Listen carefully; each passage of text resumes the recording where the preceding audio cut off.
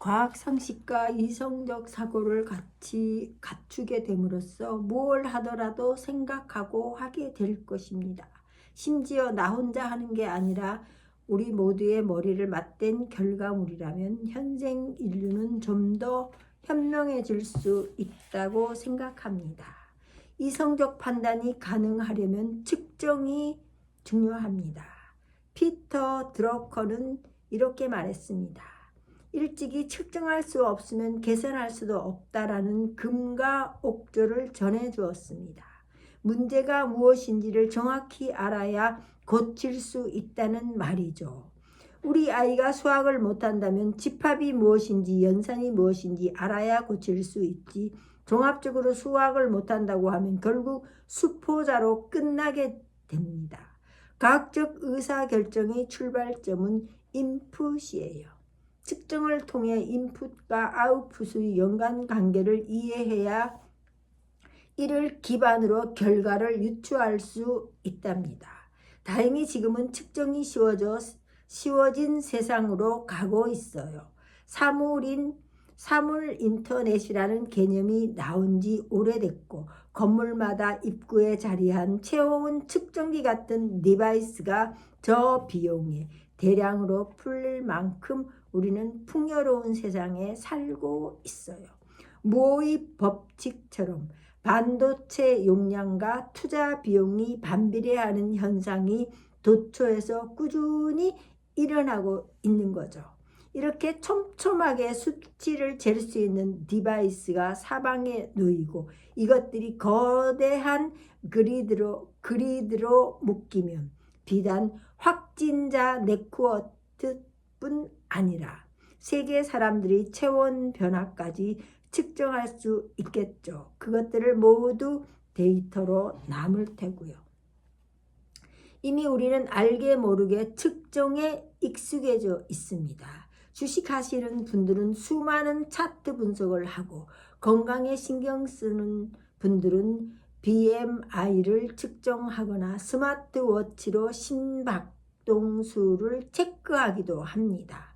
그러다 보니 주식이나 가상자산의 투자를 위해 기영이 매매법, 개구리 매매법, 아빠 코끼리 매매법 등 웃자고 만든 측정법들도 나오는데 때로는 논리적으로 로또 번호를 맞출 수 있다고 진지하게 주장하는 사이트도 있다고 하니 과학적 의사결정이라기보다는 미신의 영역으로 넘어가는 것 같기도 합니다. 그래도 다행히 대부분은 과학적 측정을 이성적 판단의 근거로 활용하기도 합니다. 제가 아는 어떤 분은 스마트워치 덕분에 실제로 위급한 상황을 모면하기도 했다 합니다. 정작 본인은 건강 이상을 못 느꼈는데 시계를 보니 심박수가 갑자기 높아져서 그 길로 응급실에 가셨던 거죠. 목숨을 살릴 것 같이 훌륭한 정보들이 측정되고 있다면 이를 기반으로 인류의 삶이 어디까지 개선될 수 있을까? 또 어떤 산업이 새로운 기회를 맞을까? 예컨대 방금 말씀드린 분은 대학병원에서 평소의 심전도 자료를 요구했다고 합니다. 새로 측정하는 것이 아니라 스마트워치에 이미 축적되어 있는 데이터를 주는 것으로 간단히 해결되었습니다. 부정맥 같은 경우에도 심장내과에 가도 진단이 어렵지만 증상이 간헐적으로 나오는 터라 48시간은 측정해야 발견된다 합니다. 외래로 잠시 들어서야 발견이 어렵죠. 대신 매일같이 스마트워치를 차고 있다면 그간 누적된 정보가 있고 그것을 기반으로 진단할 수도 있다 합니다. 그러면 어떤 일이 벌어질까요? 삶이 바뀌면 산업도 바뀐답니다. 예를 들어 어떤 보험사는 앱을 깔고 하루에 1만 보를 걸으면 보험료를 깎아줍니다. 그만큼 운동했으니 건강이 좋아질 것으로 기대할 수 있다는 거죠. 이상 이 상관관계가 입증된다면 당연히 보험료를 깎아도 말이 됩니다. 마찬가지로 여러분의 내비게이션 앱 안전운전 지수가 높으면 자동차 보험료를 깎아주는 보험사도 있어야 되는 거 아닙니까? 여러분은 안전한 사람입니까? 이런 측정 값들이 모두 합쳐져서 금융 상품을 설계할 때 도움을 준다 합니다. 이게 조금 더 가면 이런 일도 벌어질 것이라고 생각합니다. 유전체 검사를 해보니 BRCA2 유전자의 돌연변이가 있어 자궁암 및 유방암 발병률이 매우 높다면 보험 가입이 어려워질 수도 있다는 말입니다. 보험회사로서는 수지타산이 맞지 않기 때문이죠.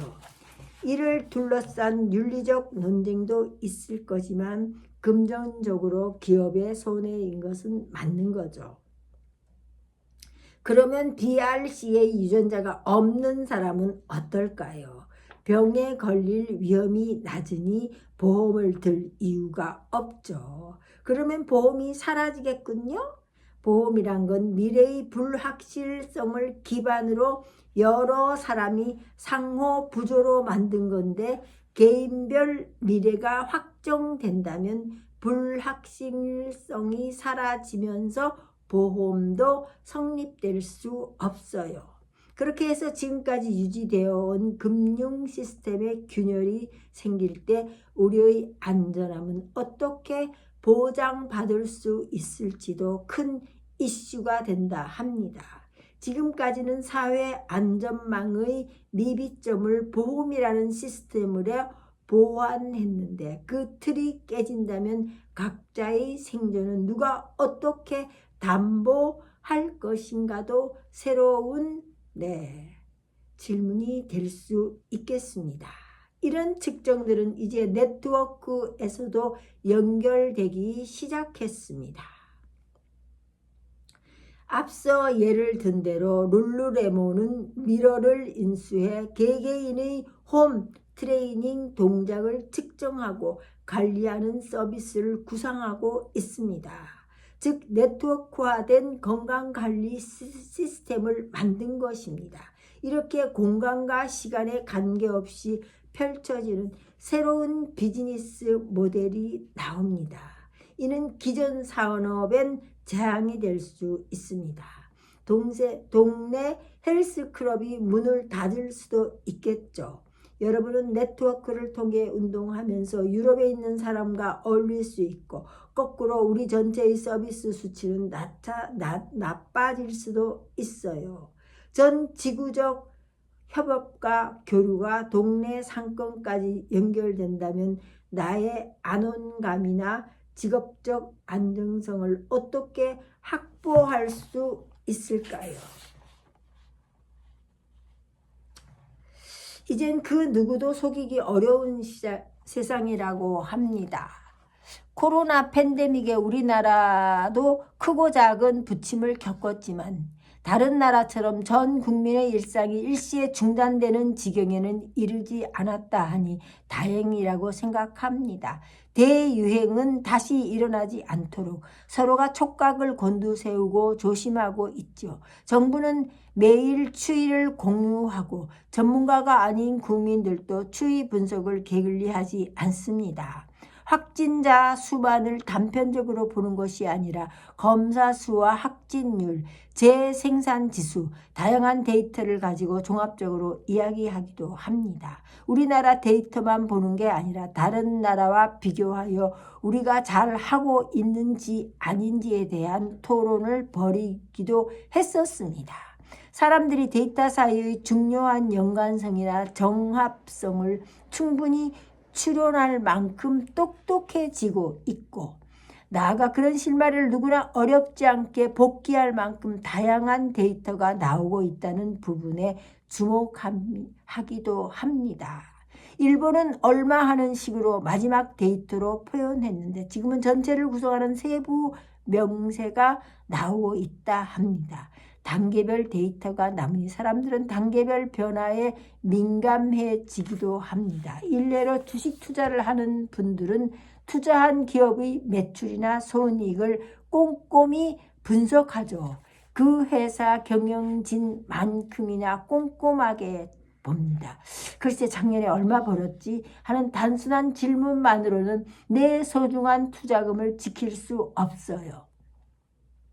다행히 작년 실적이 좋았는데 그게 만약 연말에 밀어내기를 한다면 11월까지 죽을 쓰다가 12월에 대리점에 다량의 제품을 떠넘기면 착시 현상에 의해 마치 매출이 된 것처럼 보일 수 있거든요. 사실 우리 창고에서 대리점으로 이동했을 뿐인데도 나아가 재고가 쌓여 있으면 다음 해 매출이 안 좋아질 테니 이런 식의 매출은 문제가 될 소지가 큽니다. 그런데 지금은 단순히 연 단위가 아니라 월 단위, 주 단위, 일 단위 매출이 나옵니다. 덕분에 밀어내기 같은 잘못된 혹은 수상한 매출은 신뢰를 얻기 어려워지는 세상입니다. 과정별 데이터가 있으면 데이터 전체의 무결성을 추적하는 건 AI에 의해 너무 쉽게 가능해지는 세상입니다. 그래서 이제는 속이기가 어려워요. 결과를 어떻게 속인다 쳐도 과정까지 전부 다 끼워 맞추기는 어려운 불가능의 세상이라고 봐야 합니다. 이런 부분들이 연결되어 우리의 삶을 바꾸기 시작했습니다. 좀 더 투명한 방법으로.